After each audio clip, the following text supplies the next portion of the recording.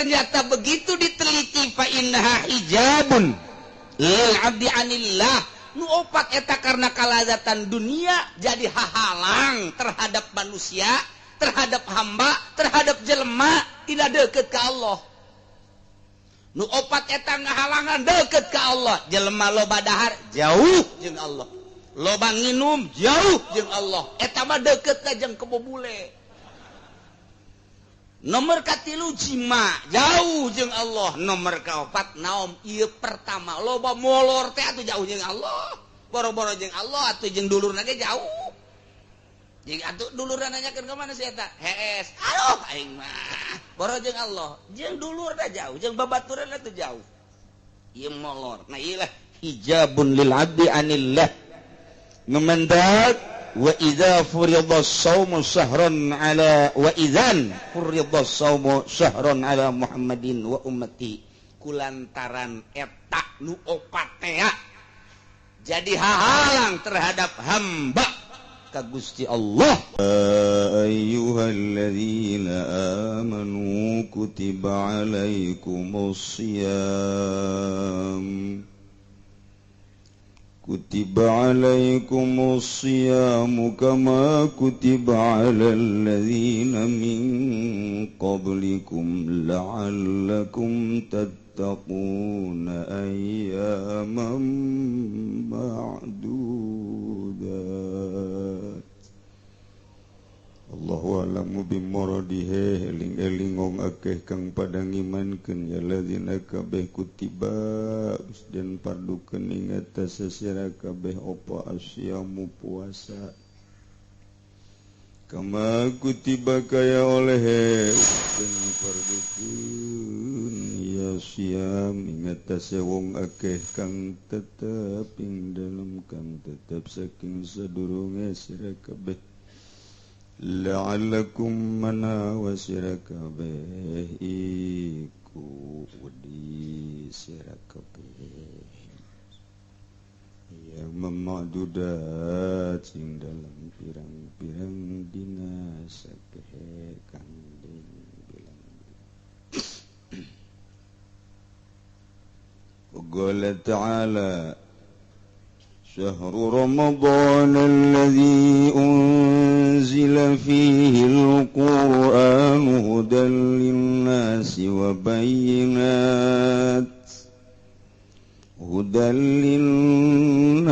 وبينات من الهدى والفرقان فمن شهد منكم الشهر فليصم.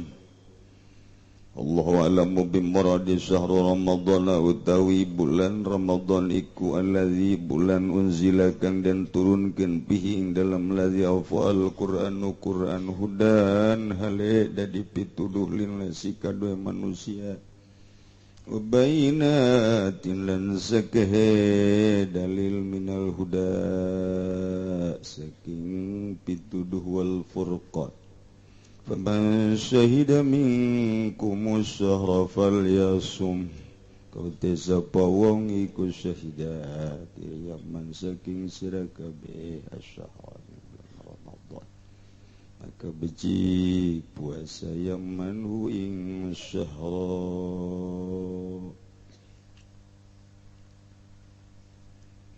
Para jamaah kaum muslimin wal muslimat rahimakumullah. Alhamdulillahi rabbil alamin. Dugi ka minggu ieu urang masih dibere napas.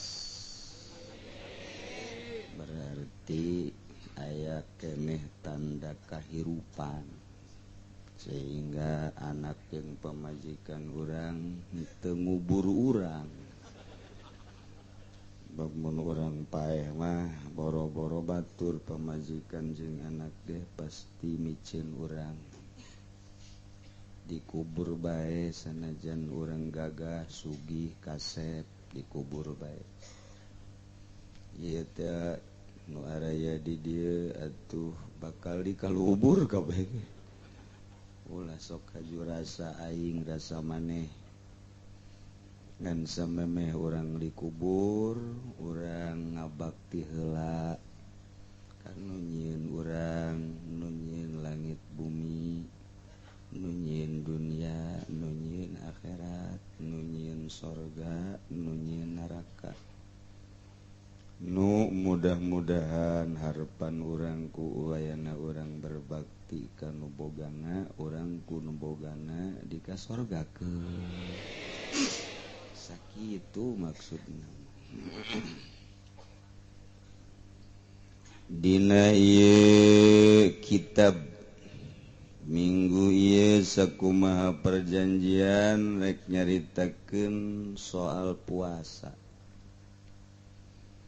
Unggal tahun beda-beda kukula kitabna dibawana kebeneran tahun kamari mah ihya tahun ieu mah hadis kitabna At-Tajul Jamilil Usul fi Ahaditsir Rasul mal baroga lah kitabna saware batu boga kitab-kitab ieu teh kitab anu ngumpulkeun hadis-hadis sahih. Jadi patali jeung hukum-hukum geus ieu dalilna otentik kuat. Entek ngaji hadisna ulah sapotong-sapotong bakal kanyahoan ku urang kekuatan-kekuatan. Dalil-dalil nas-nas dina Al-Qur'an dijelaskeun sakumaha tadi ya ayyuhalladzina amanu etalah nasna urang ieu kuari kasorot ku sinar ayat ya ayyuhalladzina amanu sehingga urang teh tawadu DP ka Gusti ku kasorot ku ayat ieu berangkat di imah nu ba'da subuh nu memeh subuh cepet gegeraan besi kaburu beakeun wuduk pas dasar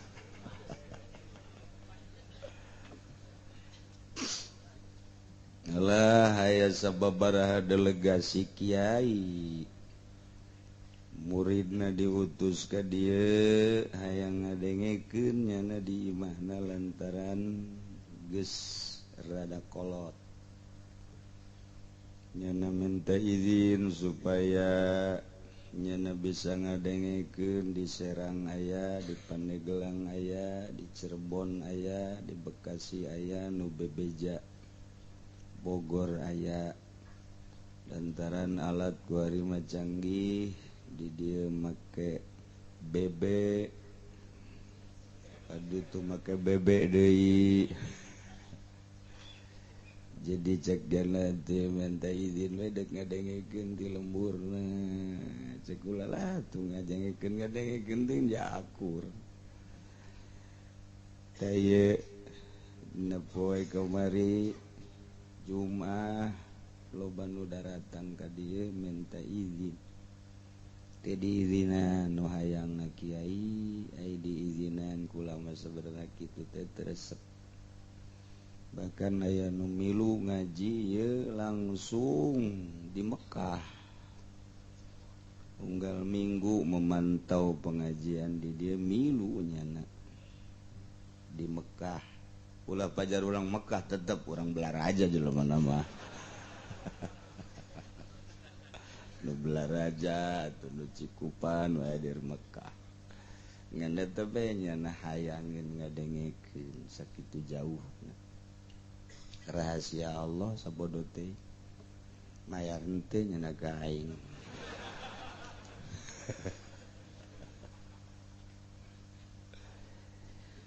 lamun lain kasorot ku ayat ya ayyuhalladzina amanu urang moal ka dieu di mana urang geus kasorot pan lain ku sambarangan nu nyorotna Allah panu nyorotna berarti urang keur diperhatikan ku Gusti Allah subhanahu asal diperhatikan ku Gusti atuh moal dikamanakeun lu ka amin bawa ka mana ngan atuh tetep ka hayang mah tetep ka sorga insyaallah. Ayat ieu diturunkeun ku Gusti Allah dina tahun kadua Hijriah. Wallahu a'lamu bimuradi. Ya ayyuhalladzina amanu hai jelema nu ariman. Alladzina isim mausul amanusillah wal mausul ma'silatihi fi quwwatil mustaqi sarua jeung ya ayyuhal mu'minun.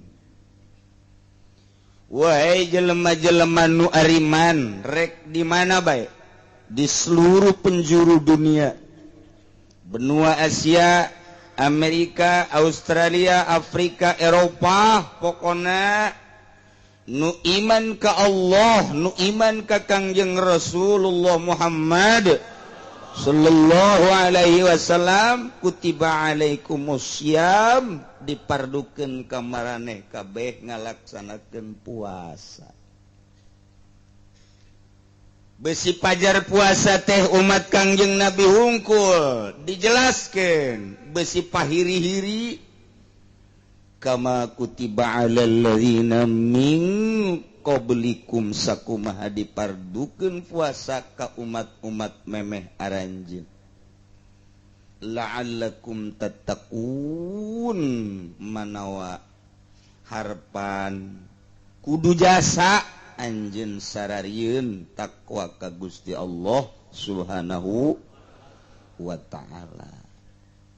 Sabaraha poe tadi pardukeunna puasa ayyam ma'dudat sababaraha poe doa sabulan ayyam ma'dudat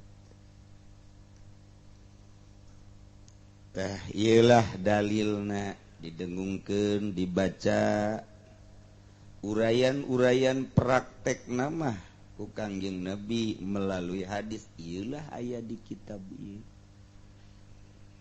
Cara-cara puasa kabagi sabaraha puasa tah ieu ku urang mun dibongkar aya dina kitab Tajul Jami ngan urang mah geus tarima asak bae maningan ge meunang Syekh Nawawi at-Tanara ngeunaheun teu kudu ngabongkaran deui urang datang ka kamar blak geus aya ngeunaheun teu kudu dibongkaran deui ku urang tinggal am nikmat daripada ngabongkaran heula capek urang jeung alat-alatna kudu meujeuh na ngabongkaran tah ieu hasil para ulama di mimitian ku mazahibul arba'ah kemudian diteruskeun ka belah dieuna ku para ulama-ulama urang mah geus tinggal ambae melalui mazhab urang mazhab Imam Syafi'i kuburanana besi salah ke besi Syafi'i Cikupa lain kuburanana di ditu di Mesir besi dek arilu kula deka ditu deka Mesir dek ziarah ka Imam Syafi'i lantaran urang make aturan-aturan Imam Syafi'i tapi urang can pernah ka ditu tah namantak geranyeng celengan ti kuari siap-siap kula insyaallah dek zarah ka Imam Syafi'i kuari geus aya daftaranana ka karak menang 100 iya siap-siap bae ongkos malah teu mahal jang tete setengah jang kula setengah ya sekali-kali lah usaha lah aduh Masya Allah, Masya Allah, Masya Allah. Rindu rangka Imam Syafi'i dongeng batur ka Mesir, ka Mesir. Insya Allah ke bakal ziarah ka Imam Syafi'i sekitar bangsa tahun ieu kene. Insya Allah. Entah kula pakai belian uduk bae duitna.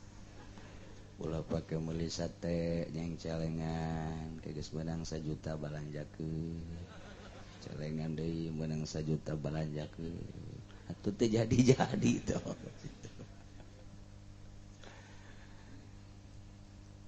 puasa eta aya cek lugot aya cek syara cek lugot mah mutlaqul imsak sakadar nahan eta nu kitu ngaranna puasa nahan naon nahan teu dahar ti beurang ti peuting ngaranna puasa teu nginum ditahan kurang rek beurang rek peuting ngaranna puasa cek lugot teh bahasa nahan telelempangan eta ge ngaranna puasa nahan teu ngomong eta ge ngaranna puasa nahan teu kitu dunga denge eta ge ngaranna puasa ceuk lugot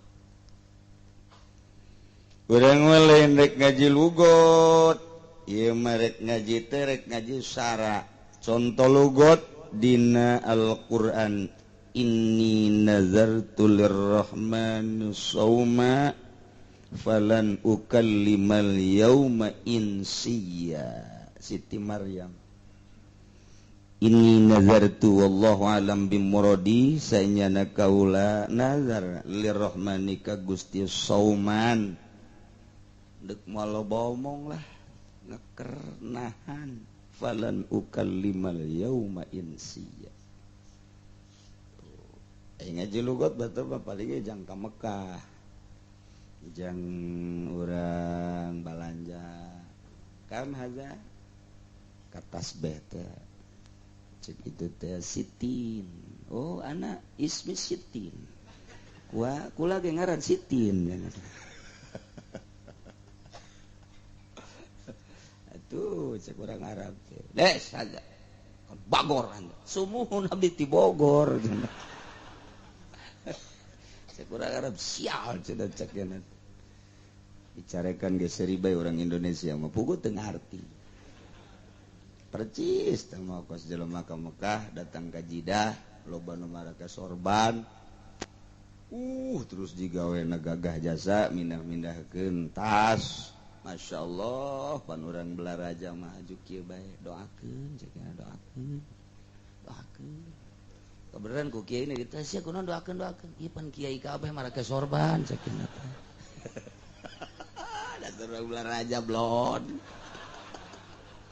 atau di Mekah mah supir ge make udang-udang pajar kiai ya Allah ya Rabbi Masya Allah tanda ge urang ulah bodoh katotoloyo abong-abong di Arab pajar kiai kabeh supirna cenah kiai cek ini di ditu tukang angkut teh kiai jembereun di dieu teh asal nu kitu kiai tapi puasa cek syara ma'al imsaku anil muftirati minal fajri ila ghurubis syamsi biniyatin makhsusah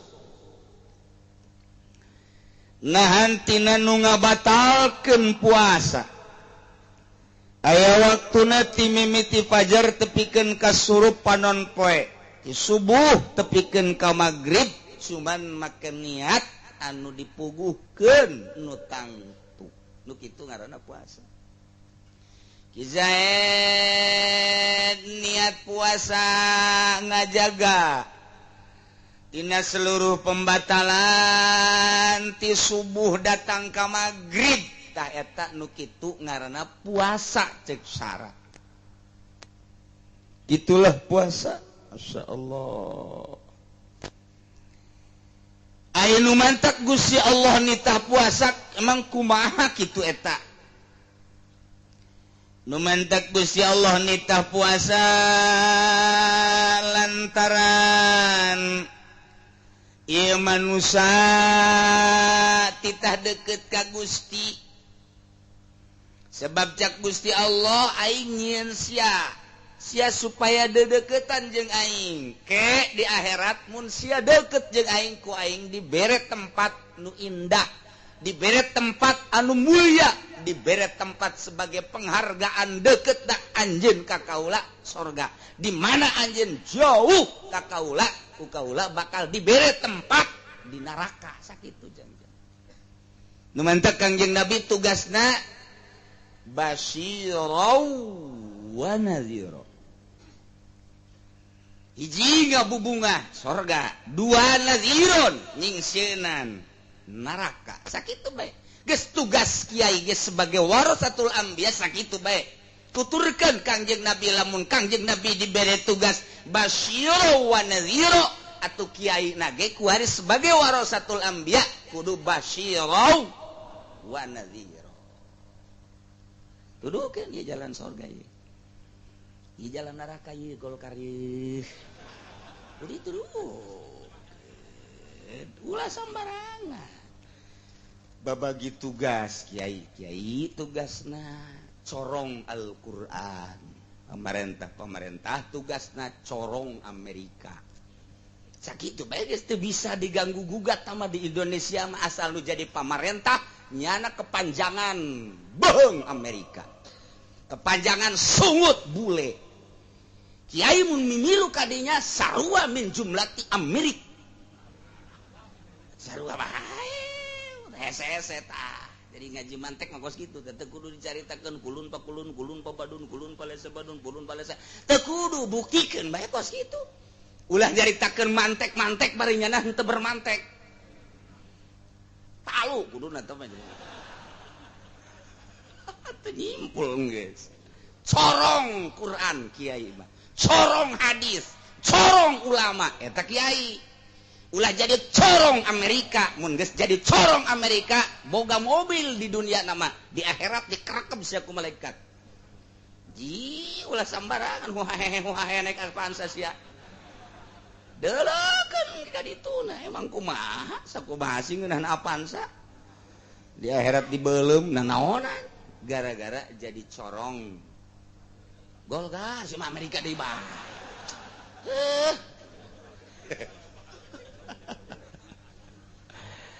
Atuh nuhun teu bae.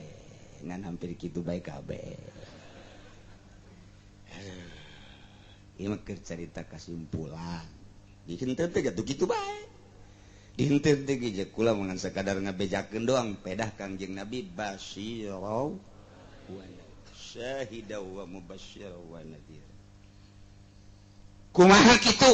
Kieu lazzatud dunya arbaatun kalazatan dunya aya opat sakadar opat kanikmatan dunia.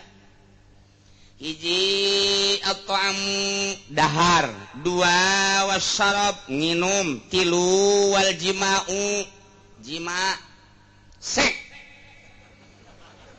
Nomor kaopat naon molor. Sakitu kau perhatikan sebagai ieu teh meunang ti Kangjeng Nabi dikemas ku ulama. Oh ngan sakitu kalazatan dunia.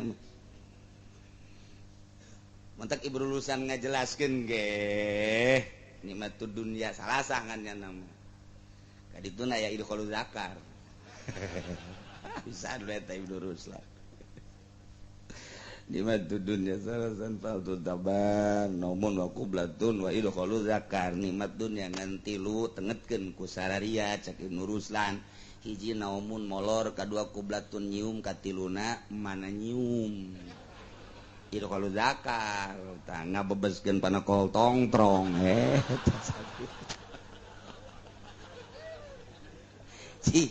atau kumaha ngomong lah sih eta coba. Itu jak itu tiditu nak itu tuh gitu bae. Aduh, cek orang Jawa apa iku? Ah sih. Buatan ngertos ora iso orang Jawa. Ya wis, gue lulu dah.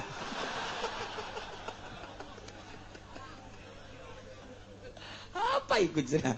Aduh, Masya Allah. Emang orang Jawa mah pikaserian baik. Pikaserian baik ke cerita Gus Dur teh diundang ke Mekah, ku raja, di aya nu dibawa ulama kiai 10. Bareng datang ke istana kerajaan di ditu di Arab. Aya aula di luhurna merekna aya mamnu dukhul. Nyana kieu bae. Astagfirullahalazim. Astagfirullahalazim. Astagfirullahalazim. Gideg bae di tadi hareupeun lawang. Sambarkeun ku Gus Dur, ono apa sih? Gus Dur. Iki cenah, opo iku? Iki mamnu duhul, dilarang berduhul di sana. Berarti ini tempat duhul katanya. Waduh, cek Gus Dur teh ya. Dasar teh nyakola, orang NU teh nyakola. Ini mah dilarang masuk. Bayinya di Indonesia nyebut duhul-duhul teh ka pemajikan. Jadi itu barang kamar mamnu duhul, emang ini tempat duhul kali ya. Tuh, emang itu ngaraji kos kitu tah. Mamnu duhul padahal tempat kiki tua.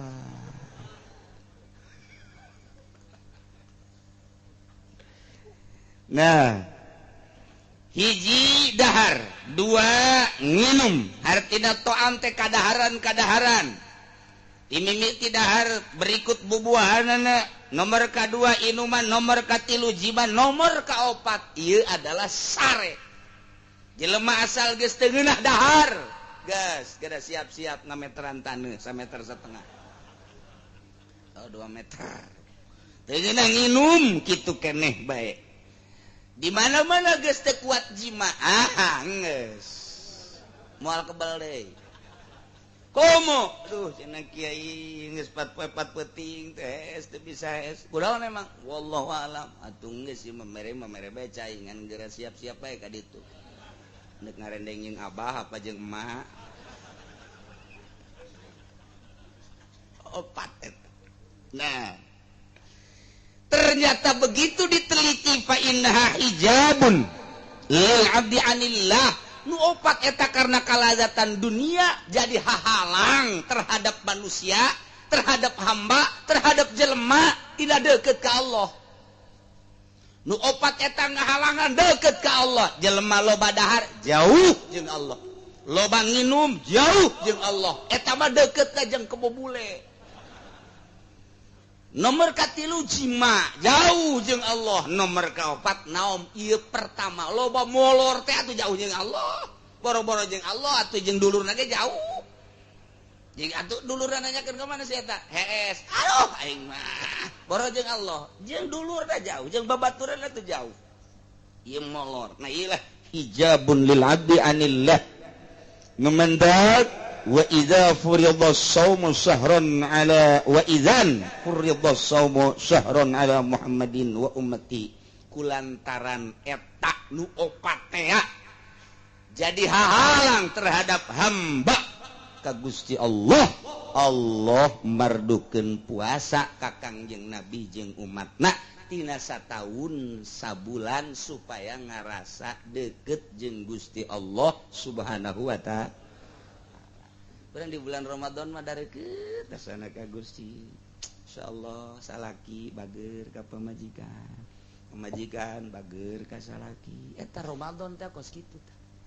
Ka anak bager, ka tetangga bager, anu boga mere, nu teu boga menta bager ngaranna. Insyaallah, insyaallah. Istimewa jasa. Ya Allah, ya Allah. Hiji nomor kaduana hikmah tidak dipardukeun puasa 30 poe. Nu mantak ieu puasa 30 poe atawa sabulan. Kunaon emang? Ieu sasakalana. Inna abana Adam alaihi salatu wassalam, sanyana Kangjeng Nabi Adam.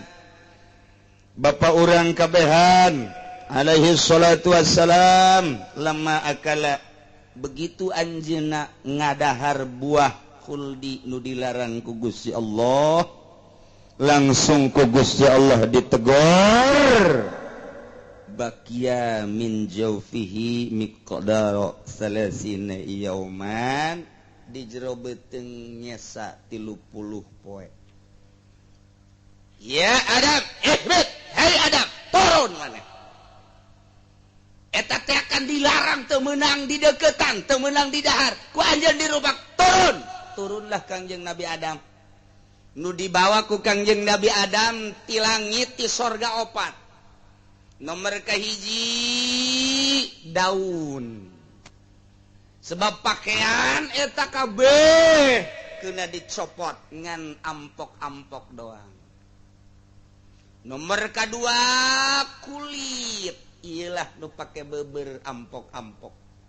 Nomor katilu aya madu sacakslak dibawa ku Kangjeng Nabi Adam. Nomor kaopatna ieu adalah getah ambar. 4 Kangjeng Nabi Adam mawa ka dunia.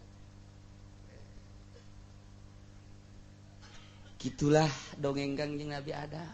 Langsung turun di India. Ngusruk Kangjeng Nabi Adam sujud.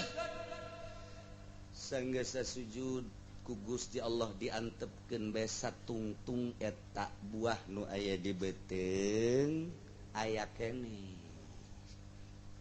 Beak-beak 30 poe. Eueuh 30 poe. Ya Adam irfa. Hei Adam, tanggah. Tah dihampura dosa saenggeus teh kahitutkeun, kaisingkeun, kahitutkeun, kaisingkeun 30 poe ka 40 poena bersih, maka Kangjeng Nabi Adam ditarima tobatna. Tah dubantak urang ge kuari 30 poe dibersihan ke ditungtung tanda ditarima tobat meunang Lailatul Qadar. Aduh masyaallah nikmat biasa. Meunang Lailatul Qadar. Baca-baca teu kudu ngaburi nyai bae Lailatul Qadar mah. Urang ieu timiti puasa teh cedah dongeng na batur mah ngaburi nyai beulah langit sagala rupa Lailatul Qadar. Lain ku kitu bae Lailatul Qadar. Lain. Eta pamajikan haju seuri ge eta Lailatul Qadar. Aduh Gusti aing puasa teh dibere Lailatul Qadar aing ku Gusti Allah. Kunaon pamajikan nu biasa manyun bae seuri. Bunga eta Lailatul Qadar. Anak cium tangan. Biasa nama anak geus kieu bae naon ieu bah martil katarang abah ye katarang abah tapi bulan puasa mah cium tangan eta ngaranna Lailatul Qadar komo haju SMS-an jeung jahe mah eta mah neraka jahanam teh mah masyaallah karim teu iyalah hikmahna nu mentak Gusti Allah nitah puasa ka Kangjeng Nabi sareng umatna salasina yauman bilayaliha. Tak urang mudah-mudahan dibere sehat ku Gusti Allah, dibere jag-jag ku Gusti Allah, dibere daek urang ibadah ka Gusti Allah sehingga bener-bener urang meunang ridho Allah Subhanahu wa ta'ala. Diriwayatkeun dina disyaratkeun puasa teh kieu. Innallaha ta'ala khalaqal aqla. Sanyana Gusti Allah ngadamel akal. Begitu didamel eta akal ku Gusti Allah, cak Gusti Allah, ya aqlu aqbal. Akal, madep. Fa aqbala, akal madep ka Gusti Allah. Semoga cak Gusti Allah, ya aqlu hadir. Akal mungkur anjeun. Akal adbaro mungkur. Nurut jasa akal. Cek Gusti Allah ya aqlu man anta wa man ana. Saha anjeun jeung saha kaula? Cek akal anta rabbi wa ana abduka dhaif. Gusti pangeran abdi, ari abdi mah hamba Gusti anu dhaif. Cek Gusti Allah ya aqlu ma khalaqtu khalqan a'azza minka.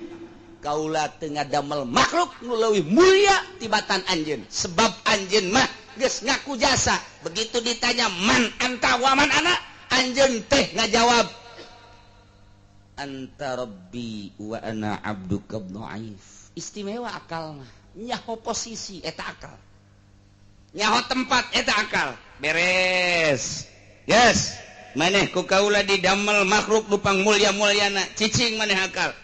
Bakal diterapkeun di manusia maneh akal. Ya sukeun ka manusia-manusia nek urang ieu aya akalan. Nyaho posisi akal memang kumaha kitu. Akal nu sampurna teh nyaho posisi, kumaha nyaho posisina? Mun kopiah dipake di luhur ku akal kan. Sapatu dipake di dieu di handap. Hiji waktu sapatu dikahulukeun. Kopiah dikasukukeun akalan. Akalan teh geus kitu ngaran. Pamajikan ku urang dihormat, pamajikan urang ka urang ngahormat akal. Hiji waktu pamajikan urang ku urang ditoler-toler, aya rangdang ora ku urang dimulyakeun. Haji kurang akal. Atau luhur teh teu akal. Kitu bae terus. Beres Gusti Allah ngadamel akal, summa khalaqallahu nafsa. Gusti Allah ngadamel nafsu kuari. Baqala lah hacak Gusti Allah akbilih nafsu mana panjen. Falam tujib. Begitu digerokeun nafsu tali akbili ka dieu maneh. Ka dieu menghadap tetep bae nafsu ngabuageun bae. Ngabuageun. Eta bahasa hebat ngabuageun. Geus pohara jasa teh ngabageun jadi gabageun batu geus teu robah saeutik-eutik acan. Ih, atuh cicing bae. Masyaallah. Sumagala lah. Tuluy ngomong deui Gusti Allah, aya nafsu akbil tali ka dieu tetep bae falam tujib ngabuageun bandel teu daek madep ka Gusti Allah jeung teu daek nembalan-nembalan aja. Iyalah nafsu. Ada satu maneh di dinya bae tapi dikitanya cek Gusti Allah, sumagala lah man anta wa man ana hei nafsu. Saha anjeun? Saha kaula? Jawab. Faqalat ana wa anta. Itu kula mah kula, Gusti mah Gusti. Wah, eta kakarak dijieun we geus kos kitu nafsu tah. Geus babagi jeung Gusti Allah teh. Ya Allah, ya Rabbi, iyalah nafsu. Laman fa'adzabaha binari jahannam mi'ata sanatin lantaran kakarak dijieun ge geus buang kawarah nafsu mah. Ku Gusti Allah langsung di neraka jahanamkeun 100 tahun digodog ka nafsu teh. Digolotrokeun nafsu 100 tahun di neraka jahanam. Geus digodog 100 tahun summa akhrajaha kakarak dikaluarkeun eta nafsu. Tanya deui ku Gusti Allah, "Hei nafsu, man anta wa man ana?" Saha anjeun? Saha kaula? Kakarak pajabat sunya ngajawab bari leuleus, Gusti anak-anak wa anta. Jo, geus digodog 100 tahun masih anak-anak wa anta kene bae. Ieu bangka warajasa nafsu mah masyaallah. Pohara jasa. Teu bisa digodog ku seuneu. Nah, cek Gusti Allah coba dek dilunakeun ieu nafsu teh ye. Summa ja'alaha pinnaril jumi atas sana. Kuari make seuneu lapar nafsu digodog make seuneuna lain nari jahanam tapi make naril ju kena lapar. Ieu diulah itu diulah, ieu diulah itu diulah, ieu dipegung diantepkeun nafsu teh kena mandiri sorangan bae. Kakarak eta nafsu ngolemprah. Geus cicing bae tungkul bae eta nafsu. Tadina mah tanggah bae. Anak-anak wa anta. Eta nafsu tanggah bae barang di laparan, dibere dahar henteu, dibere nginum henteu nafsu. Ya wewe dibelokeun ku Gusti Allah cicing bae maneh mah maneh bae nafsu coba jadi kahayang teh aku ari dipuasakeun. Kuari kahayang teh diturutkeun, kakarak ditanya ku Gusti ya nafsu man anta wa manana. Saha anjeun? Saha kaula? Kakarak fa aqarat cek nafsu inni abduka wa antar rabbu. Kaulah hamba Gusti, Gusti pangeran. cek Allah teh orenganan maneh mah supaya ngaku ka aing pangeran teh orang kudu dikosongan beuteung sia nafsu geus atuh kuari mah kieu bae lah wajaballahu alaihi wasallam bisabab zalik manusia ku aing deuk dititah puasa supaya lunak nafsu nu aya di diri manusia. Nah, gitulah nu mantak urang titah puasa teh aya nafsu. Geus di jero puasa ieu nafsu urang teh ulah dikepar bae. Ulah dikepar bae, lempang na bonteng suri geus ngalirik bae. Ieu nafsu teh aya nafsu. Atuh nafsuna teh rek ngaharep ka Gusti Allah. Di mana-mana buka nya bonteng suri, nya kopi, nya teh manis, nya susu, atuh begitu tarawih teh daek menghadap. Kereknya na atuh tarawih na ge. Milihannya na nu 11 di mana euy? Tarawih nu 11 di mana? Tuh di masjid itu. Ieu urang ka ditu lah di dieu mah 23 sape. Neangan nu 13, neangan nu 11. Barang datang ka ditu geus geus alhamdulillah. Nafsu gara-gara bonteng suri tah. Ya karim masyaallah. Ala kadar urang ngabahas besi poho syarat sahna puasa aya 4. Nomor kahiji Islam. Bisa sah puasa maka syarat 4 syarat nomor kahiji kudu beragama Islam, berarti kafir mah, berarti murtad mah atuh teu sah puasana. Nomor kedua wa aklun kudu boga akal. Berarti nu teu boga akal mah nu edan mugma ale atuh teu sah puasana. Nomor katilu nikoun min nahwi haidin bersih tina sabangsa head jeung bangsa-bangsana. Aya awewe head atuh teu sah puasana. Nipas bangsana, wiladah termasuk miskam atau keguguran baik getih maupun daging tetep teu sah puasana.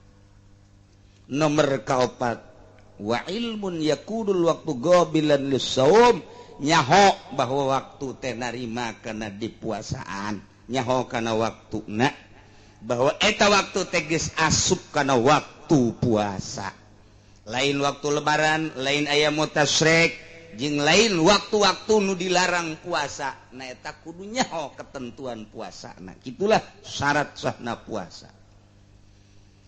Kahiji nomor kadua na dek dicaritakeun teh syarat wajibna puasa. Kewajiban puasa ngambogaan syarat aya 5. Nomor kahiji Islam. Kewajiban bagi jelema nu beragama Islam puasa lantaran geus memenuhi persyaratan. Nomor kedua taklif mukallaf.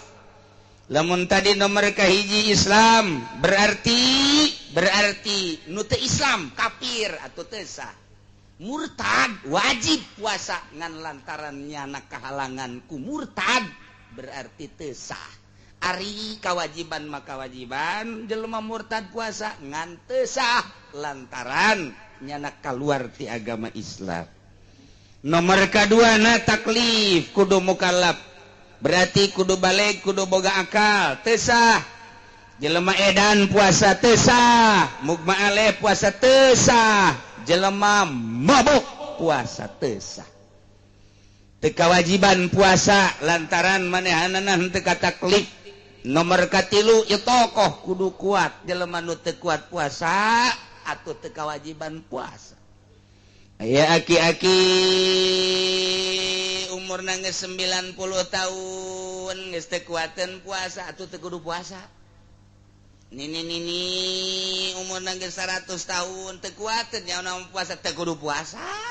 Teu kudu puasa ke urang atur.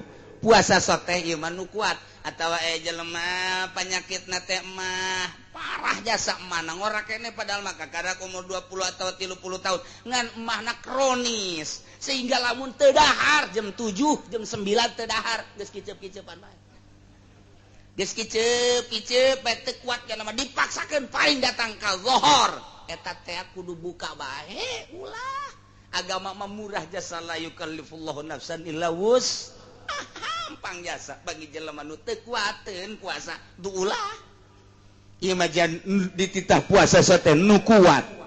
Nomor kaopatna sehat ulah gering lamun gering atuh teu kudu puasa kudu sehat awak teh ngan geringna kabagi aya gering anu kudu puasa bae aya gering anu makruh puasa aya gering anu haram puasa aya gering makruh puasa jelema gering-geringna kira-kira geus dimenangkeun kana tayamum ngan ai puasa mah kuat mun puasa makruh aya jelema gering lamun puasa manehanana teh bakal paeh haram puasana aya jelema teu meunang sanajan gering teu meunang buka rieut hulu doang kunaon sia eta buka puyeng aing cek kiai ge cenah aya muriang mah teu kudu puasa ngomong naon suro muriang kos siapa tuh mun dimenangkeun budak ati babararuka kabeh tah eta jadi aya ukuran-ukuranana nomor kalima ya komah henteu ka mamana cicing di imah ai musafir mah berarti meunang buka tuh. Selanjutnya rukun puasa ayat 3 hiji niatun lailan likulli yaumin fil fardi niat unggal peuting dina fardu urang puasa Ramadan fardu tah niatna kudu unggal peuting niatna di papatahan urang ku Syekh Nawawi kieu niat teh paling rendah aqallun niat fi Ramadan nawaitu soma godan min Ramadan cukup sakitu atau nawaitu soma godin min Ramadan jadi tak sakitu tah hayang sampurna abdi mah mama mun hayang sampurna kieu cek Syekh Nawawi tanara nawaitu soma godin an adai fardhi syahri Ramadan hadhihi sanati lillahi ta'ala eta lah nu sok urang dipake sakali deui niatna nawaitu soma ghadin an adai fardhi syahri ramadhani macana ramadhani hadhihi sanati lillahi ta'ala aya nu perebut ulah ramadhani teh mah ramadhana aya alif laman henteu aing mah deuk ramadhani bae sia ramadhana henteu aing mah deuk ramadhani bae cak aing ramadhana ribut ramadhana jeung ramadhani geus ulah puasa lah sakeula rebut Ramadan aja ke Ramadhani. Satu nu bagus batu sia Ramadan aing Ramadhani atuh. Aing mangan ngaji di Cilongok Ramadhani. Sia kunaon mantak Ramadhani? Mantak Ramadhani mah kieu pardi didapatkeun kana Ramadhani didapatkeun kana syahri didapatkeun kana isim isyarah. Geus cek dina alfiahna ge, cek dina alfiahna lamun gue mun sorip didapatkeun atuh jadi mun sorip kitu teh mantak aing mah dek Ramadhani bae oh kitu nya sia Ramadhana naon aing mah ti dituna bae Ramadhana gitu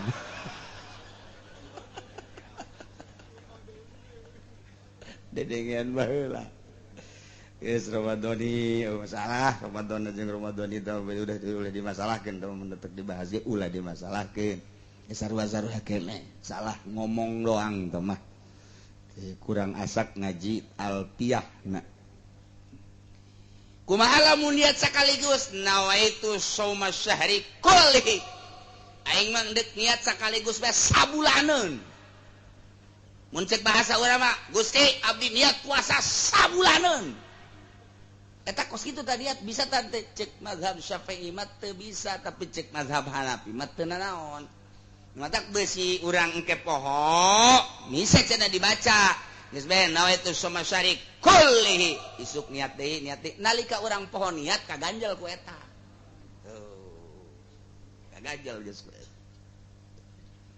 niat teh sing ada ti peuting ti mimiti surup panon poe ane magrib datang ka fajar eta waktu niat ai niat di mana tempatna golbu niatna dina hate aya teh sungut eta mah sungut mah sakadar jang tajaruk narik doang supaya bahwa hate teh niat dikedalkeun sunah hukumna cek ulama acenah ieu mah moal disungut adek di hate eueuh masalah daripada sungut doang hate henteu terjadi tapi lamun hate doang sungut henteu masalah nu bagus bae nya sungut nya hate geus kulantaran di kolbu niat mah atuh bebas-bebas bae urang keur salat Isya Allahu Akbar ngamakmum ye lantaran nungguan imamna angel babacaanana ngalamun angel si imam di obong-obong kori teh ya aduh nyada bari kieu bae lah aing niat bae lah di jero hate eta teh nawaitu sumogodina daripada jadi di jero salat niat jadi ngan paling disengserikeun ku Gusti Allah masalah sih masalah teh emang karena itu ieu urang mah atawa keur kieu bae di hareupeun imah je niat di jero hate bae keur diuk jadi bae eta bari ngedeng hiji can niat bari ngedeng jero hate we beres atawa bantes tarawih ngopi terus ceklat bae ka pamajikan ka pamajikan pas dek anggeuskeun inget ka niat nya teh ji aing can niat daripada engke mantes jima aja sok hees mendingan niat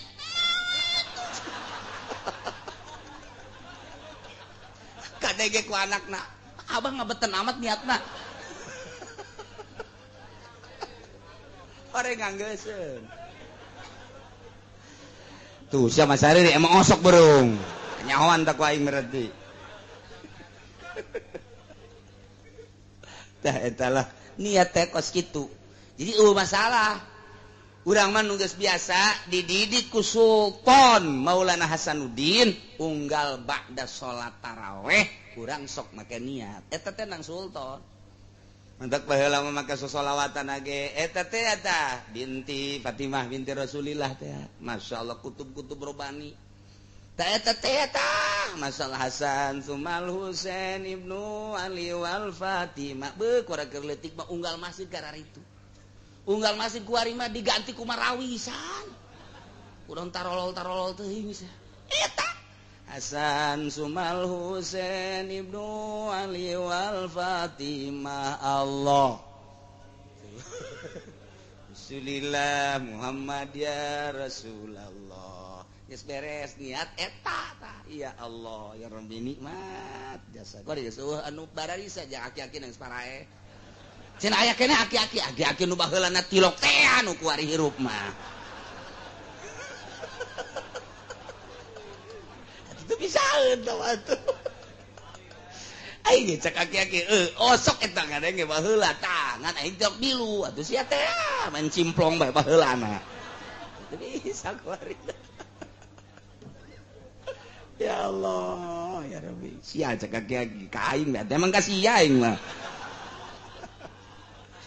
geus bari mah naon bae atuh eta geus eueuh baheula mah rame jasa unggal masjid mushola di Banten mah eta bae di Banten sok geura Tangerang satangerang Serang saserang Pandeglang sapandeglang serempak kabeh Hasan Sumal Husain asal tas taraweh bae ngadenge di mana bae eta masyaallah nikmat jasa bari eueuh ji niat nomor kedua watarku muftirin ninggalkeun nu ngabatalkeun zakiron eling muhtaron tur karep goero jahilin ma'zurin lain jahil ma'zur di jero puasa teh di jero puasa kudu ngajauhan nu ngabatalkeun kana puasa ke bakal dibahas nu ngabatalkeunan dahar nginum pan kudu imsak jima eta lah nu ngabatalkeun kana puasa kitu ge zakiron mun eling goge muhtaron mun karab kitu ge deui lamun lain jahil ma'zur kumaha lamun poho Zaid mantas di pabrik istirahat balik ka imah barang neuleuh diturum saja ya jengkol atuh ngarada ge karyawan waduh jengkol ngora wih aya sambelan sagala geus teh dingding haling deui ngeduk 2 piring setengah beres 2 piring setengah nginum lek sacuntang geus beres nginum sacuntang samsu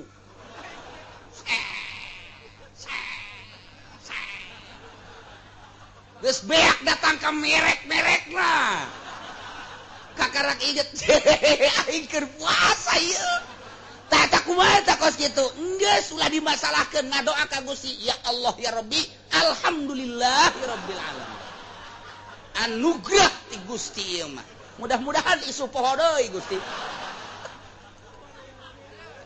masalah teu batal teu naon lantaran lu batal so teh mun inget poho mah teu asal ulah mempohokeun sorangan cek pamajikan keur dah pohoan padahal henteu atuh teh Allah nu nyaho tah mah kos kitu atawa balik ti mamana pamajikan ngongkong teu make calana watuh naik temperaturna aya guha di dinya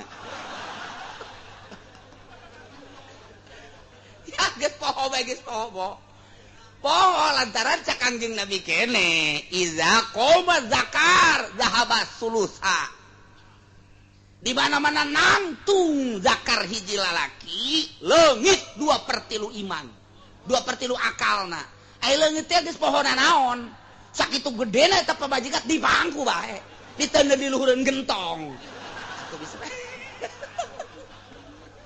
atuh 2/3 leungit mah geus pokona mah hese atuh 3/3 deui tah akalna teh anu mantak begitu neuleuh poho atuh pan kabawa ku zakar nangtung iza qoma zakar di mana nangtung bobogaan lalaki leungit 2/3 akalna atuh poho keur puasa ceklak bae apa majikanna ngomong henteu deui meureun sarwana lah mun di ditu mah geus beres Kak lain urang keur paruasa atuh sia kita tadi ngomong urang ge poho atuh aing ge ngomong poho aing mah ji Gusti poho mudah-mudahan we tuh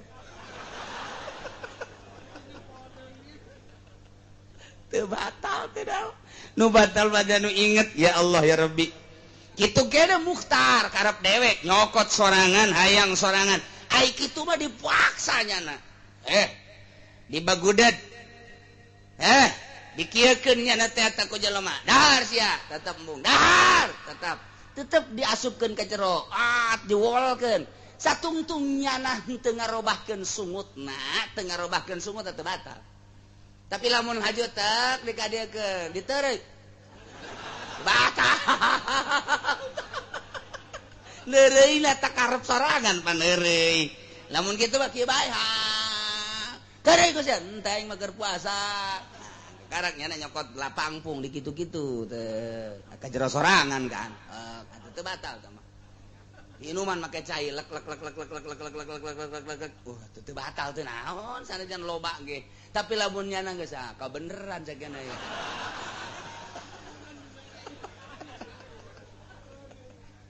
tuh oge lain anu bodoh mazur mah jelema anyar asup Islam orang Medan atau orang tim-tim atau orang bule orang Amerika orang Inggris asup Islam puasanya na teu nyahoeun sugan teh mah keur puasa teh ai lapar mah meunang dahar teu nyahoeun nyana terus bae dahar mazur lantaran bodoh jelemana kakarak asup Islam kumaha cenah lamun tatangga urang bodoh teu nyaho sarua bae aya tatangga urang teu nyaho sugan teh mah puasa teh kitu meunang dahar lamun lapar mah nyana dahar bae bodoh teu pernah ngaji tetep bae digenjreng bae kurang sebab teu ma'dzur teu dihampura deukeut ka pasantren deukeut ka majelis taklim deukeut ka pangajian hingga bodoh pembatalan puasa duraka bae mergatiluna shaimun nu puasana tah nu mantep sing hade kumaha cenah kiai mun utah ge sarua teu batal lamun utahna sorangan tapi lamun ngahajang ngutahkeun batal urang nek jeung moal ya mamaning utahkeun bae colok urang batal atawa ngambean nu nek-nek batal tapi lamun gitu mah utah sorangan teu batal kumaha lamun jelema mabsur ieu jelema anu ambeien pan lamun ambeien kaluar ge asup deui ngarepot ka jero teu batal tah mah diasupkan kucuru dibantu tetap batal darurat tambah kos gitu ngising keluar kemudian asup deui ka jero atau diasupkan kucuru kuramo teu batal teu naon beda jeung ngising urang keur ngising tenang-tenang aya praktek aya babaturan urang lupat buru-buru urang kaget dicabut lep sial orang sial aju keluar deui eta asup deui ka jero teh batal asup ka jero deui batal jadi encan nyampe klimek can anggeus si kurang mah bahasa batur teh klimek tah diasup keluar tengah-tengah dipotong lantaran kaget atau ngahaja pan aya nu asup deui ka jero sanajan keluar deui batal tak sing ade ngisingna sing ade itu kene urang lamun kiih lalaki onam gampang awewe mapan lamun parawan aman parawan mah parawan kiih aman sebab naon moal ngisangna moal barabe aman geus tapi lamun rangda beda ta rangda mah nyana diuk cingogo atuh ngolowong teh teh sing ada ngisangna ieu ngisangna tah lamun jero teuing asup we sakitu atuh batal tah asup we sakitu teh batal tah mantak teh saeutik asup ka jero ka batinna teh batal parawan mah aman bedana cenah kiai parawan jeung rada gampang dina soraki lamun parawan ka parawan mah mun kiina teh trilik parawan tah lamun rangda wer kower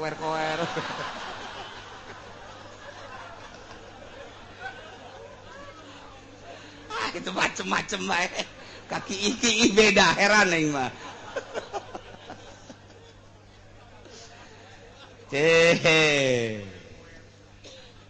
kumaha lamun keur peuting barang dahar kulantaran buru-buru teu karasa tunduhnya na geus beres barang dahar reup subuh kaliwat udang-udang jam 8 barang hudang jam 8 aya benang ka dieu ieu benang jak ka jero benang ditereuy batal puasa dicabut sarua jeung utah batal antepkeun bae salat teu sah lantaran aya asup ka jero najis eta kumaha cenah eta kos kitu aya benang ka dieu nyanggut ditereuy ku urang sarua jeung dahar batal atuh cabut ku urang sarua jeung utah batal diantepkeun aman puasa mah ngan salat teu sah lantaran aya najis di jero keluar nyambung eta kudu kumaha eta apa salametkeun puasa apa salametkeun salat salametkeun salat berarti atuh eta mah deuk diterima enggak batalkeun puasa atau dicabut bae salametkeun salat puasa batal berarti kudu dikodoan kok bisa gitu sih lantaran sangsina deuleu jelema lamun teu salat sangsina bunuh jelema lamun teu puasa sangsina tangkap buih ngan saukur sakitu polsek eta tugasna buih heula di polsek berak ka polsek teu puasa jeung ka polsekna di dinya intelna ge teu puasa jeung intelna seser seuna kabeh bae buih bae kabeh teu puasa mah atuh kuari mah lamun teu puasa dibuih kabeh polisi abri hampir teu puasa sawareh tapi salat mah mun teu salat bunuh pan sangsina masyaallah mantap hargai salat geus beta mah batalkeun puasa ke Syawal qada kitulah masalah puasa kuari urang geus nyaho tinggal siap ngalaksanakeun puasa ngan urang nyaritakeun kuari masalah puasa kemudian ieu di jero puasa teh keur naon kitu ngaranna kena aturan-aturan nu teu bagus karusak puasana dina nalika karusak puasana aya nu wajib qada bari kiparat aya nu wajib qada doang aya nu wajib kiparat doang tilu rupa ieu aya nu nya wajibnya qada nya wajib bayar kiparat aya nu wajib qada doang teu kudu kiparat aya nu wajib kiparat doang teu kudu qada acan nomor kahiji yajibu ma'al qada'i li shaum al kafarah wajib qada jeung wajib mayar kafarat ulus mah kaparatul uzma teh artina itqu raqabatin jeung ditazir deui sa alaman afsada shaumahu fi ramadan yauman kamilan bijima'in taminati min bil shaum yaed panganten anyar pandai panganten mah teu meunang deukeut ajunya trum bae atawa sanajan henteu panganten anyar ge aya lalaki teh teu meunang deukeut ku Gusti Allah diberek asal deukeut bae jeung aweh nang asal deket nang aya deui sangkilang deket ge geus teu daek nang-nangahan aya tama di omeh ge geus teu daekeun bae tawadhu bae geus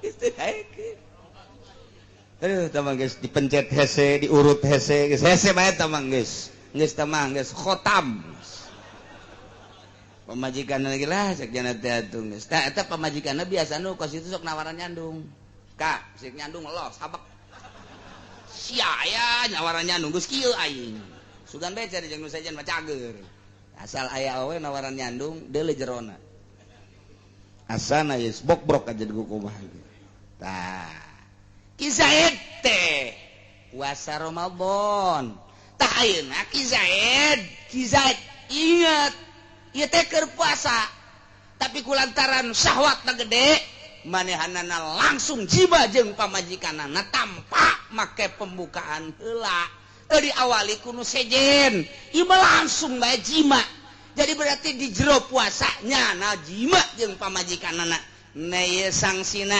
hiji wajib qada dua wajib kafaratul uzma hartina kafaratul uzma teh ngamerdekakeun abid abidna iyalah melek iparat sitina miskinan 60 miskin bari janana dipikeun ka Lampung mah kuari itu bisa balik deui baheula mah abah teh mun nyonton pikeun ka Lampung eta teh kusabab hese balik deui ka dieu ti Lampung atuh kuari mah ti Lampung ka dieu komong ke mah bakal aya jembatan aduh atuh geus Lampung mah wah pikeun geus ka ditu ka mana ka Medan atuh di Medan geus bari kudu ka mana Gunung Karang iceun ka luhur Gunung Karang geus lah bebaskeun di sumur 7 di ditu habek tah eta teh mun aya hiji jelema jima ti beurang sing hade perhatikeun saha bae aya jelema puasa di bulan Ramadan jima jeung pamajikanana wajib qada wajib kifarat lantaran kifarat eueuh isqura qabatin kafaratul uzma ieu mah geus mere miskin sitina miskinan 60 miskin bari jeung deui afdolna ditambahan ku 60 pakaian 60 liter 60 baju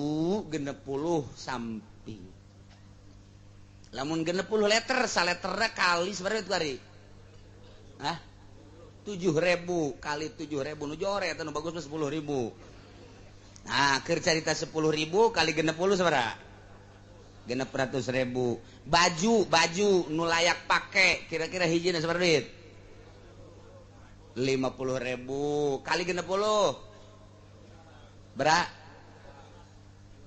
300.000 samping layak pake sabaraha wah ieu nu ditanya ku aing mah susah kabeh bangsa puluh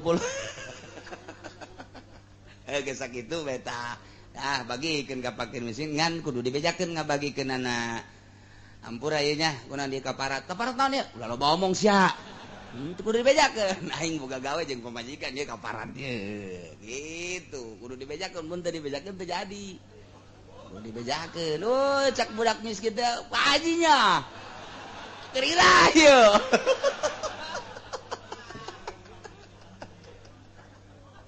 aduh Gusti Allah gitulah kafarat wajibu ma'al qada al imsak ieu mah keur carita imsak ya qada wajib ngodoan bari imsak ai puasa lain tapi status dan teu puasa ta eta teh aya 6 rupa nomor kahiji nyana buka ngahaja-haja di bulan Ramadan teu puasa wajib qada wajib imsak kos nu puasa bae ka dituna mun ditambah ku terus bae barang dahar double dosana.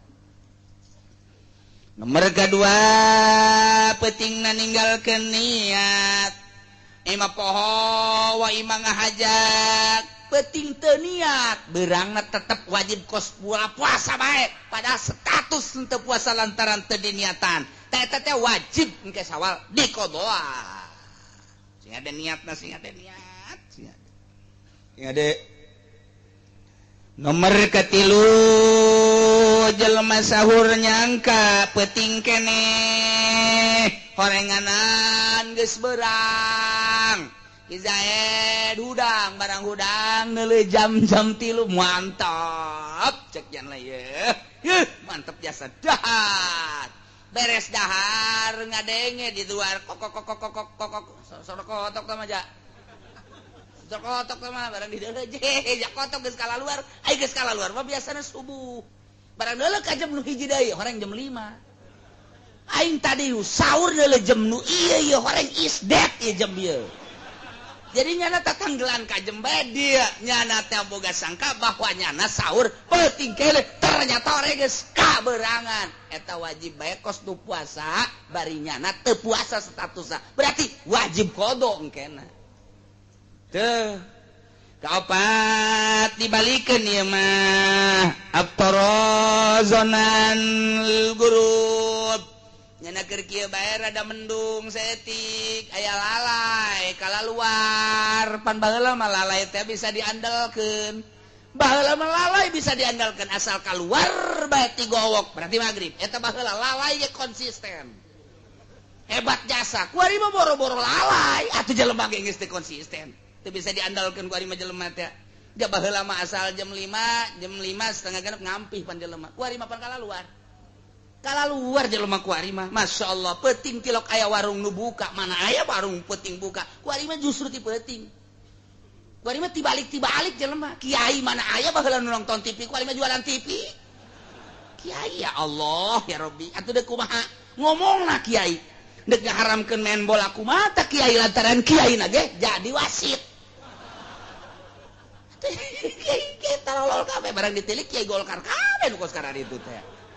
Masya Allah hese ieu zaman da ieu mah nyana keur kieu lalai geus aya ieu berarti maghrib aing percaya ka sia lalai sore ogo geus poek bebe jajana ka mana ka pemajikanna buka emang geus maghrib geus pancan aya azan pareum lisik beureun geus bareng buka bae kanyahoan maghrib na ieu ti mana lalai atuh cak pamajikan aing geus aya lalai mah.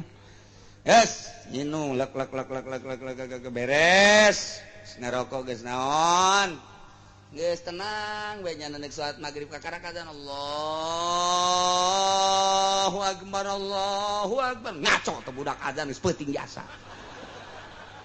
Cak pamajikan kata itu nu ngaco. Ci atuh nyana nu ngaco geus peuting teuing. Keheula, coba taliti heula.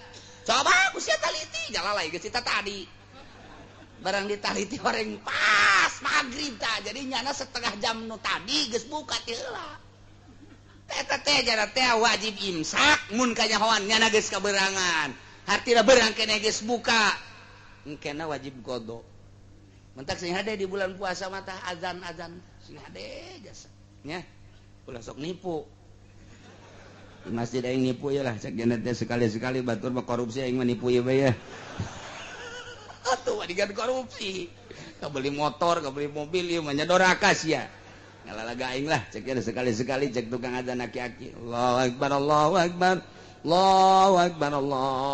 bararuka bae pan batur tanya geus beres buka ai bohong can bohong dirantai aki-aki asana eta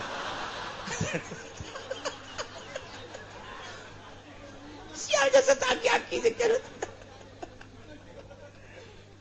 Masya Allah. Nomor kelima alaman bana lahu yauma tsalasi Sya'ban annahu an min Ramadan nyana teh puasa tanggal 30 ternyata horenganan begitu dicek horeng bener eta tanggal 30 Saban teh horeng jatuh tanggal 1 Ramadan nyana can puasa wajib imsak jaga wajib qada di bulan Syawal nomor kagenepna ngala wudu barang ngala wudu ieu tak kakemuna kencang teuing zak kocok lain keluar ka jero cicak ya gol ka jero hati ieu mah katelanjuran ka jero teh teu maksud jadi ge teu maksud ta eta teh sanajan teu maksud ta eta teh batal puasana wajib imsak teu meunang dahar teu meunang nginum teu meunang jima jaga engke bulan Syawal kudu qada entek sing hade ka kemuna sing hade ka irungna sing hade jasa sing hade selanjutnya wajib naon puasa pabatalan puasa kuari jelema keur puasa kemudian murtad pabatalan puasa jumlahna di dia aya 7 nomor kahiji keur puasa murtad keluar ti agama Islam naudzubillah min batal puasa nomor kedua haid awewe mah ieu berarti malaya lalaki mah haid awewe keur puasa keluar getih baik isuk-isuk atau atas zuhur atau asar batal bae puasana awewe lain lalaki kula sok inget beta dongeng ieu lain sababaraha kali ge eta mah kanyataan soalna tamu datang tadi dinyata begitu tamu ngobrol jeung pamajikanana yuk pas zuhur kula kacai beres kacai kula bebeja saya mau sholat dulu mbak ibu mau sholat oh saya lagi men oh ya nggak apa men mah nanya ke lalakina yuk kita sholat sana sama saya juga lagi men cekiannya mah naon meureun men eta aya lalaki men tungtung maka bawa sholat bae kukula eta aya we lalaki men nongtot pol paling ge beureun tah mah wanipasin yang nipas awewe ge sarua bae keur puasa nipas batal wiladatin yang wiladah keur puasa ngalahirkeun batal wajununin kalimana edan keur puasa edan batal walau lah tuh sanajan ngan sadetik 2 detik semenit 2 menit batal bae kagenepna igmain ayan batal katujuhna sekarinta ada haja-haja mabok na ye batal puasana masyaallah sing hadenya jadi berarti aya nu wajib buka hiji awewe di mana keur puasa katarajangan ku haid wajib buka katarajangan ku nipas wajib buka mun teu buka doraka mereka dua jelema lelempangan jais menang tamah di dieu reka Bandung kuat atawa teu kuat seger atawa teu seger menang bae ngan lamun seger makruh lamun kira-kira bakal loyo menang buka nomor katiluna nu tadi teh haram jam 5 aya nu haram buka ya haram buka na ieu mah haram aya jelema boga qadaaneun 5 poe datang ka rewah tinggal 5 poe deui nyana wajib qada kan tah kuari nyana qada teh haram buka puasana lantaran mun nyana buka eueuh deui waktu nah iyalah jelema anu haram buka ketika jana ngodoan puasa geus beakeun waktu barita tadina nyana bisa mun ngodoan teh tapi nyana teu ngodoan ka eta wajib manehanana neruskeun puasana haram bukana lanjutkeun deui nu wajib qada wajib fidyah alamun tadi mah wajib kafarat wajib qada wajib kifarat hiji jima kuari mah fidyah tengetkeun ai tadi mah wajib kafarat hiji doang tama jima sahabae nu jima ti beurang nya wajib qada nya wajib kafarat kuari mah wajib qada wajib pidyah nu tilu mah wajib pidyah aya nu wajib qada wajib pidyah aya nu wajib qada doang teu kudu pidyah aya anu wajib pidyah doang teu kudu qada lain kaparat qada jeung pidyah mereka hiji jelema keur puasa kewajiban qada jeung pidyah aya dua rupa hiji jelema keur puasa teh bukana ngarempanan batur aya jelema naik tangkal kalapa barang datang ka luhur gegeroan teu bisa turun aya jelema bisa naik teu bisa turun aya teh jelema kos kitu naik teu bisa turun teh-tehnya na gegeroan tulung aing tuh atuh siapan bisa naik aing naik mah bisa tapi turun teu bisa sia mah Yuni bayawak meureun pokona ulah loba ngomong Yuni sakeuna ieu mah aing mah tulungan gegeran mun teh ditulungan aing mah ragag sakeuna teh indek nulungan bukalah sakeuna ieu lantaran karunya aing ge sarua lamun puasa ka ditu moal kuat jadi ieu mah buka dek nulungan nyana ta eta teh engkeuna wajib qada wajib pidyah atau awewe hamil demi menjaga kelestarian bayi nu keur dikandung supaya sehat bayina lantaran mun dibawa puasa pan bayi macan kuatin sedengkeun ieu bayi mah sehatna teh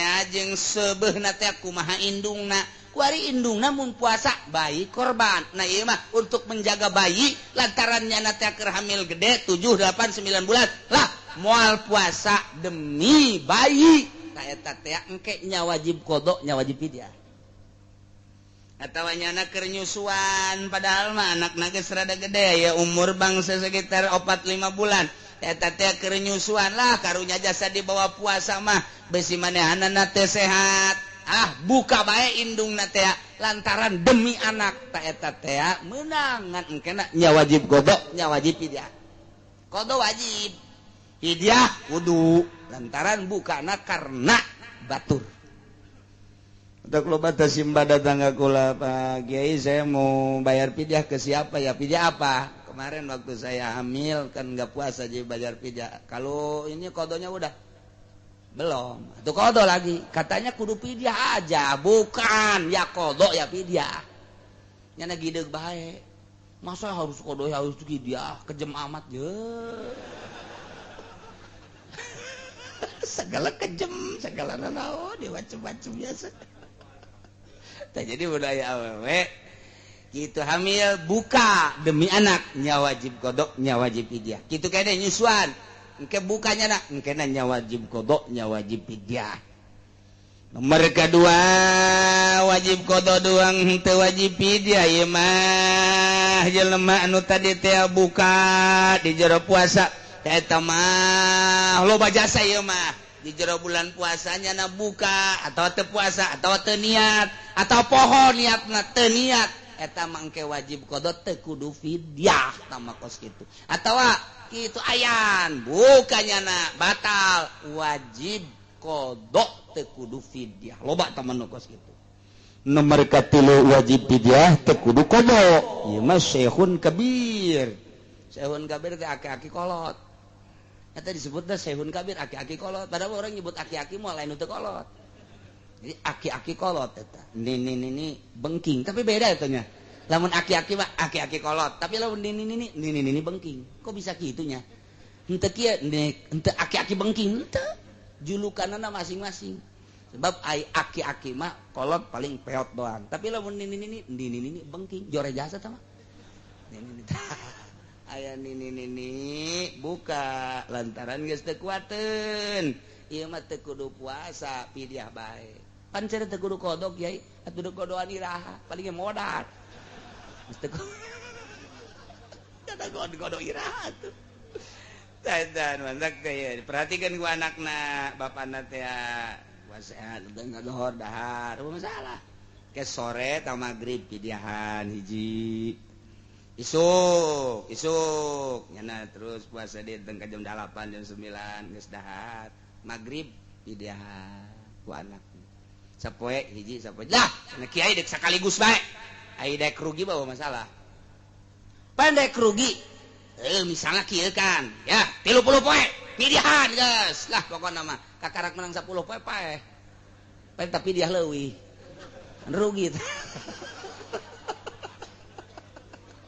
rugi tak karena kurang 10 poe pae 20 tak rugi pan ka ditu ieu beker cerita hitung ekonomi perekonomian bapan gitu untung rugi da kita rugi tak ka ditu tapi dia keur carita kos kitu aya sodaqoh mah geus bae jadi eta mah deuk sakaligus bae mangga dah midiahan bapak aing umurna geus 90 atau geus 100 tahun nya geus teu kuateun puasa 30 liter beres atau bandek asal maghrib hiji oh masalah dek kumaha ge masyaallah ma gitu atawa nu muriang lagi sewa harapan cager stroke berat stroke teh geus berat jasa stroke robah kudu dirobahkeun diuk kudu didiukeun dibawa ka rumah sakit geus eueuh obatna dibawa ka tukang urut ge geus gideg bae mah stroke berat ieu mah geus teu bisa bae kiih di dinya geus ngising di dinya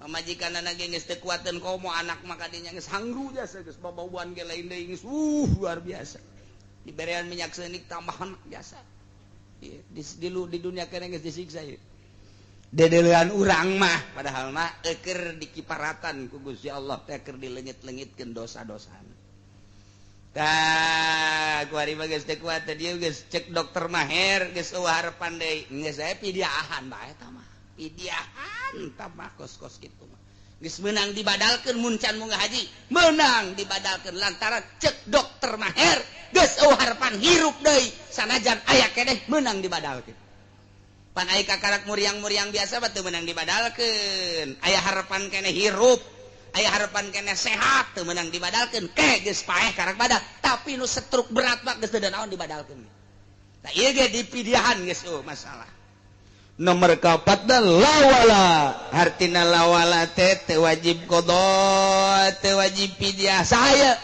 majnun jelema edan mah teu wajib qada teu wajib fidyah geus eta mah guar mukallaf engkene cenah teh kiai nu edan teh kumaha di akhiratna di deulem memeh edanna lamun memeh edanna nya teh bagus ibadahna ka Gusti Allah di akhiratna sorga lamun memeh edanna nya teh mabok zina judi nah ieu mah memeh edan kos kitu kaayana neraka jelema edan mah di deulem memeh edanna memeh edana ibadah alamat memeh edana maksiat bae silaka masyaallah penyakit tupang berat-beratna adalah edan moal aya di jelema luhur nu edan moal aya rasul nabi edan moal aya wali edan moal aya eta mah kelas-kelas bangsa golkar nu araredan manu kaskararitu sajelema nu teu nyaho kaler kidul eta edan anu utang itungna korupsi bae.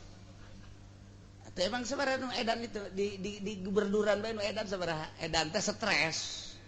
Saya nu nyekelan HP bae kikian bae ditanya hehe. Tanya hehe. Wah. Di gubernuran emang kumaha itu. Ih itu kok mau di ditu mah di luhur di dayeuk. Loba jasa. Masyaallah karim. Terakhir nayalah anu teu batal kaasupan perkara kaasupan ain dunia kajero beuteung teu batal naon eta nu teu ngabatalkeun teh aya 7 rupa nomor kahiji poho sanajan sababaraha kali nginum jeung dahar ai pohoan mah teu batal nomor kedua bodoh taeta sanajan sababaraha kali daharna jeung nginumna lantaran bodoh makdur teu batal nomor katilu dipaksa titah dahar titah nginum direjeng urang teh diasupan sangu diasupan roti cai kopi jeung sajabana teu batal nomor keopatna jerian nirekin bima baina asnanihi wa qad ajazaan majhili uzrihi nerei cidu anu selalu ngalir disungut urang teu batal sing hade ieu loba jasa ieu masalah ieu cidu puasa teh puasa tak ciduh teh ditereuy siga teh aing ngaji bae mantak urang ngaji bae nyaho ulah ieu mah ka masjid bawa tampolong ka masjid bawa tampolong tenden di dieu bismillahirrahmanirrahim Masya Allah tanya ke orang mang ulang eta jiru bae teu meunang eta jang naon jiduna magrib jang buka engke sing ada tak biasa bae kos urang teu puasa imah anu puasa kieu bae di bale